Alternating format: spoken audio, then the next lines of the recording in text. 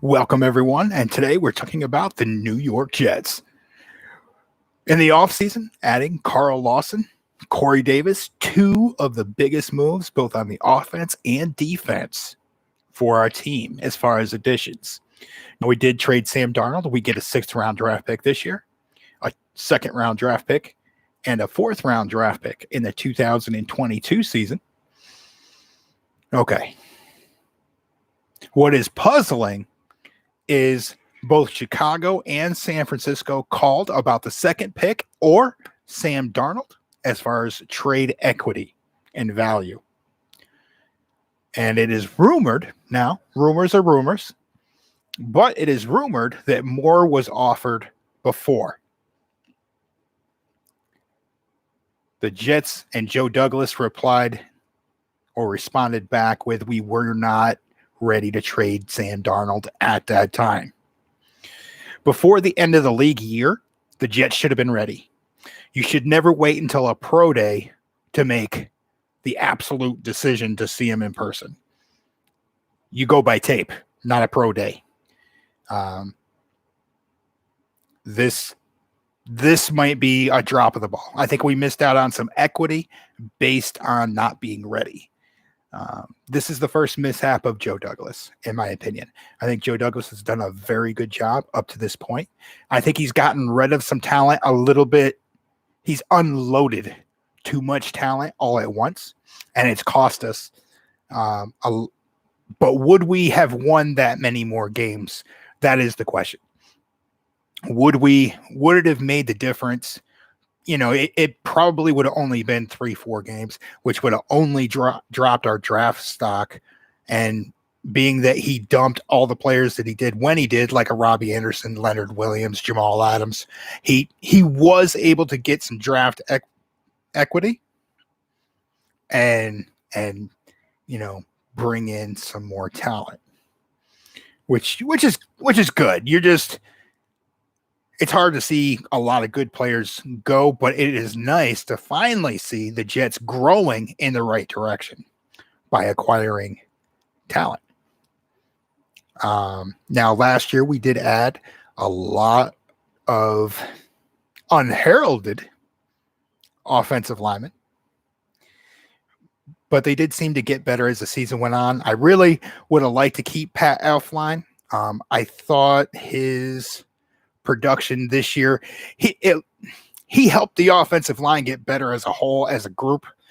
Everybody performed better with him on the field, but I do think that Alex Lewis is a good offensive lineman. I think Carolina might have gotten a steal with both Sam Darnold and Pat Elflein.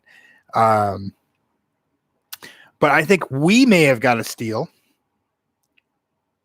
with Carl Lawson. Carl Lawson is an underrated player coming from a losing franchise, Cincinnati Bengals. He's had some injuries, but when he is healthy, he is applying pressure to the quarterback. Now, he did have some other defensive linemen around him. Cincinnati does have a good D-line, which that's my only concern. But Carl Lawson has had some injuries in the past. Okay. Now, if you look at the pass pressure that he puts on, it's definitely massive improvement over what we've had in recent years at the edge position. Sheldon Rankins from New Orleans Saints, very underrated free agent acquisition. Corey Davis, he's perfect for the West Coast offense. Catching the ball wherever you want him to go, he will go. He can, he is a deep threat. That's not all he offers. He does offset speed well. He definitely on the slants. You definitely see him beating people by not slowing down, going in and out of his break. That's where he creates separation, and he plays with physicality. And when the ball is in the air, he can help the quarterback with good ball skills.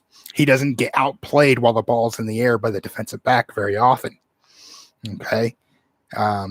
Very heads up, smart, gifted wide receiver. With that being said, I think it's spilled milk at this point. Sam Darnold, he's gone. That's it. So what is it, Zach Wilson? Or is it Justin Fields? I would give Justin Fields an edge over Zach Wilson. Both players are very, very good. Both of them, have the quick release, the strong arm, the mobility. Of course, Justin Fields does run a 4.40, just throwing that in there, and played at a higher level of competition in college than a Zach Wilson.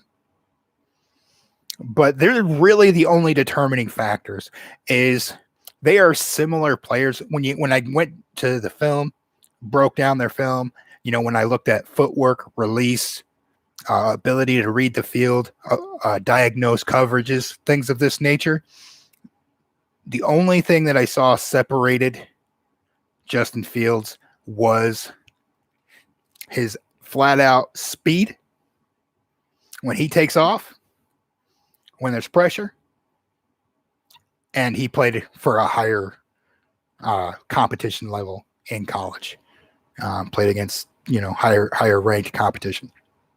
So the transition to the NFL won't be as hard for Justin Fields.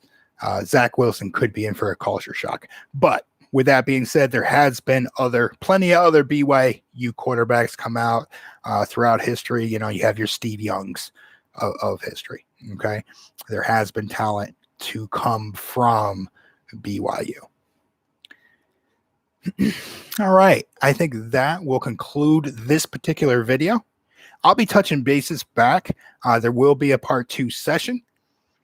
I'll probably review some information and come back, make a part 2 tomorrow, right around 2 p.m. Okay. And if you like this video, please subscribe and leave a like, comment below. Have a great day, everyone. Thank you for joining.